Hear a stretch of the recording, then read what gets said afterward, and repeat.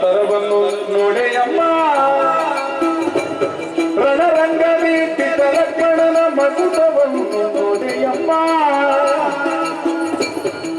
ಕಂಗಳಿದು ಬೆಳಗವ ನೋಡೆಯಮ್ಮ ಸಮರಾಂಗಣದು ಬಿಟ್ಟ ಲಕ್ಷ್ಮಣ ನುಡುಗಾರ ನೋಡೆಯಮ್ಮ ರಾಮನ ಕಂಠ ತರವನ್ನು ನೋಡೆಯಮ್ಮ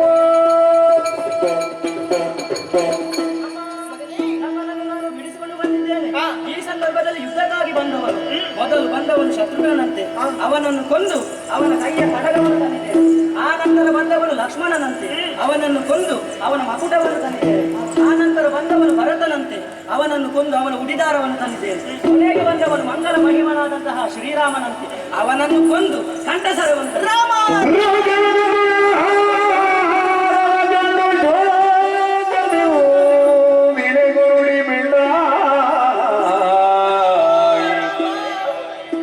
ಮಗನೇ ನೀರಿತ್ತು ಮಾಲ್ಪನೆ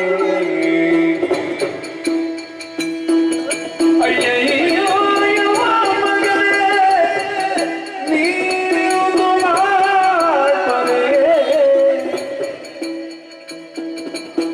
ರಘುವಂಶಾಪಿ ಪೂರ್ಣಚಂದ್ರ ಅಗಣಿತ ಭೋಗ ದೇವೇ ಸುಗುಣ ಎನ್ನ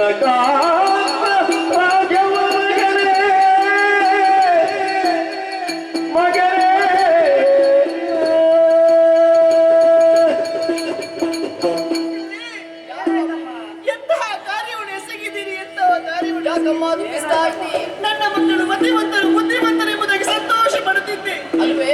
ಸಮಯಕ್ಕೆ ಮತ್ತೆ ಏನನ್ನಾಗಿ ನಡೆದುಕೊಳ್ತಾ ಇದ್ದೀನಲ್ಲ. ಅಯ್ಯೋ, ಏನು ಮಾಡಲಿ?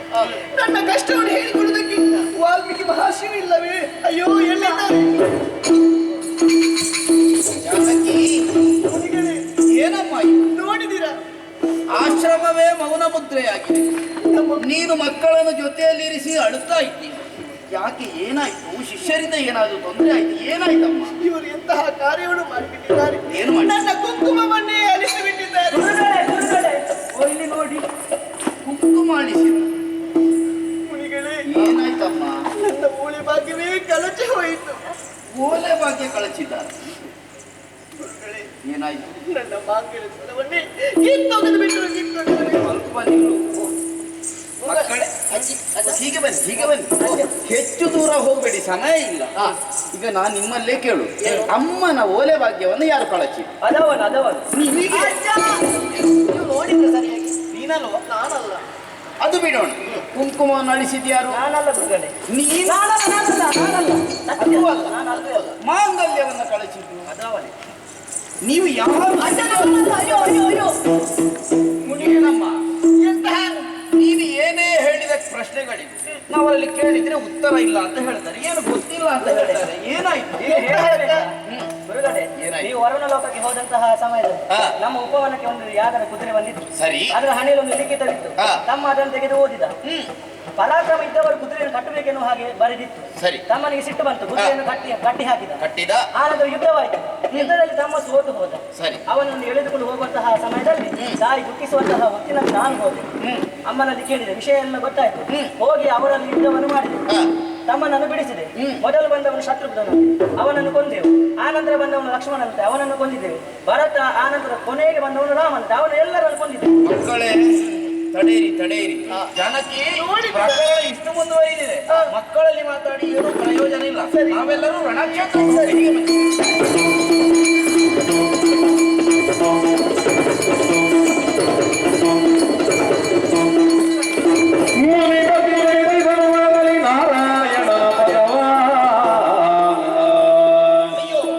ಎಂತಹ ಘೋರ ದೃಶ್ಯವನ್ನು ಕಾಣ್ತಾ ಇದ್ದೇನೆ.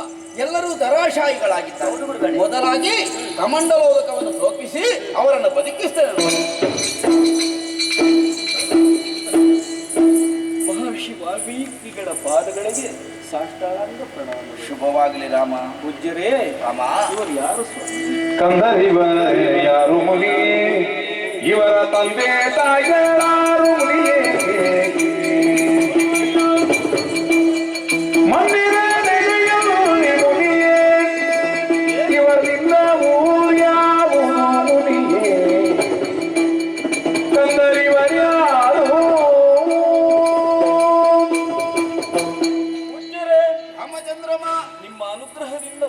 ಪಟ್ಟು ಪಡೆದಂತಾಗಿದೆ. ಹಾ, ಕುತೂಹಲದಿಂದ ಕೇಳ್ತಾ ಇದ್ದೇನೆ, ಏನು?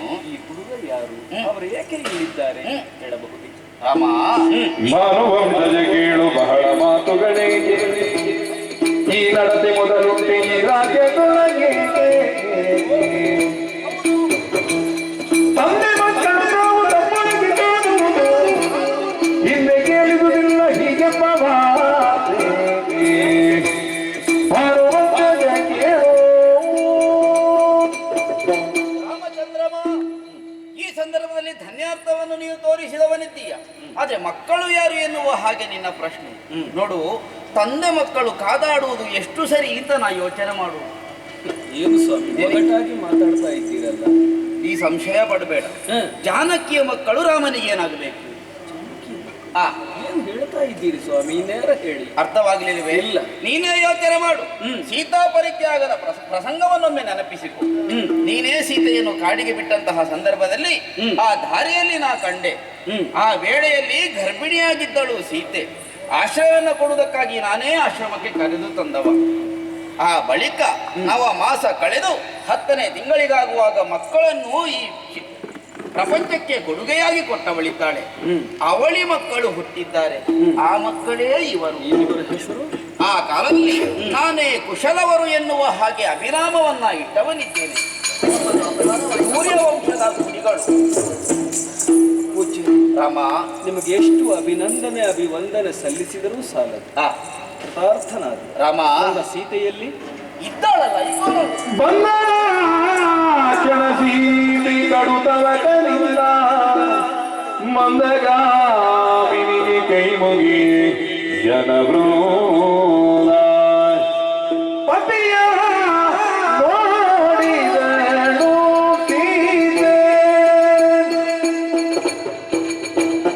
ಮುಜಗ ವಿಶ್ವಾಪತಿಯ ನೋಡಿದಳು ಸೀತೆ ಕಿವಿಯ ಸಜ್ಜನರನ್ನು ಪಾಲಿಸುವ ಕ್ಷಿತಿಯ ಸಜ್ಜನರನ್ನು ಪಾಲಿಸುವ ಪಶುಪತಿಯ ಸುಪ್ರಿಯನ ರಘುರಾಯನ ಅತುಲಿತ ಮಗಿಮನ ಪ್ರತಿಲಗಿತನ ಶಚಿಪತಿ ಸೇವಿತನ ಶುಭಕಾರಕನ ರಾಘವನ ಪತಿಯ ನೋಡಿದಳು ಸೀತೆ.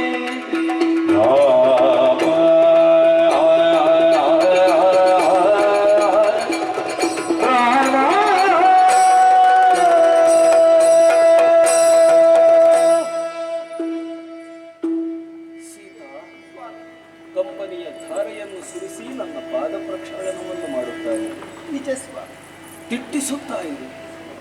ನಿನ್ನ ನೋಟವನ್ನು ಎದುರಿಸುವಂತಹ ಶಕ್ತಿ ನನಗಿಲ್ಲ ಸೀತ. ನಿನ್ನ ಕಂಬನಿಯ ಹನಿಗಳು ಕುಂತಗಳಾಗಿ ನನ್ನ ಎದೆಯನ್ನು ಇರಿಯುತ್ತಾ ಇದೆ. ಸಾಕು ಸೀತ. ಸೀತಾರಾಮನಾದಂತಹ ನಾನು ರಾಜಾರಾಮನಾಗುವುದಕ್ಕೆ ಸೀತಾ ಪರಿತ್ಯಾಗ ಎಂಬ ಕಠೋರವಾದ ನಿರ್ಣಯವನ್ನು ತೆಗೆದುಕೊಳ್ಳಲೇಬೇಕಾಯಿತು.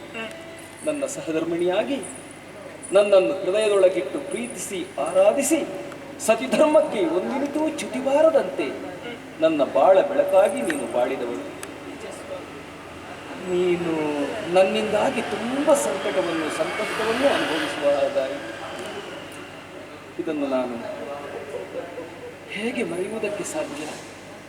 ಸೀತಾ, ಸೀತಾ, ಯಾವುದನ್ನು ಮನಸ್ಸಿನಲ್ಲಿ ಇಟ್ಟುಕೊಳ್ಳದೆ ಇದು ಪರಿಸ್ಥಿತಿಯ ಒತ್ತಡ ಎಂದು ಭಾವಿಸಿ ಸ್ಥಿತಪ್ರಜ್ಞಳಾಗು ಸೀತಾ. ಪೂಜ್ಯರೇ, ರಾಮಚಂದ್ರಮ, ನನ್ನ ಪತ್ನಿ ಪುತ್ರರನ್ನು ನೀವು ನನಗೆ ಒದಗಿಸಿದ್ದೀರಿ. ಹೌದು. ಮುಂದೆ ನಡೆಯಲ್ಪಡುವ ಯಾಗಕ್ಕೆ ತಾವೂ ಆಗಮಿಸಿ ಸರಿ. ಅದು ಸಾಂಗವಾಗಿ ನೆರವೇರಿಸುವಂತೆ ಅನುಗ್ರಹವನ್ನು ಮಾಡಬೇಕು ಅಂತ ಪ್ರಾರ್ಥಿಸುತ್ತಾರೆ. ಹಾಗೇ ಆಗಲಿ ರಾಮ. ಎಂಬಲ್ಲಿಗೆ ಮೀನಾಕ್ಷಿ ಕಲ್ಯಾಣ ಕುಶಲವ ಎಂಬಂತಹ ಕತೆಗೆ ಮಂಗಳವನ್ನು ಹಾಡೋಣ. ಯಾರು ಈ ಪುಣ್ಯಕಥನವನ್ನು ಕೇಳುತ್ತಾರೋ ನೋಡುತ್ತಾರೋ ನೋಡಿಸ್ತಾರೋ ಆಡುತ್ತಾರೋ ಆಡಿಸುತ್ತಾರೋ ಅಂಥವರಿಗೆಲ್ಲ ಸಕಲ ಸನ್ಮಂಗಳದಾಯಕಿಯಾದಂತಹ ಯಕ್ಷಗಾನ ಕಲಾಪ್ರಿಯೆ ಭಗವತಿ ಬ್ರಾಹ್ಮರಿಯು ಆಯುಷ್ಯ ಆರೋಗ್ಯ ಸಕಲ ಸೌಭಾಗ್ಯಗಳನ್ನು ನೀಡಿ ಆಶೀರ್ವದಿಸಲಿ, ಜೀವನದಲ್ಲಿ ಯಶಸ್ಸನ್ನು ನೀಡಲಿ ಎಂದು ಪ್ರಾರ್ಥಿಸುತ್ತಾ ಈ ಕಥೆಗೆ ಮಂಗಳವನ್ನು ಹಾಡುವುದಕ್ಕೆ ಅಪ್ಪಣೆಯನ್ನು ಕೇಳೋಣ. ಭದ್ರಂ ಶುಭಂ.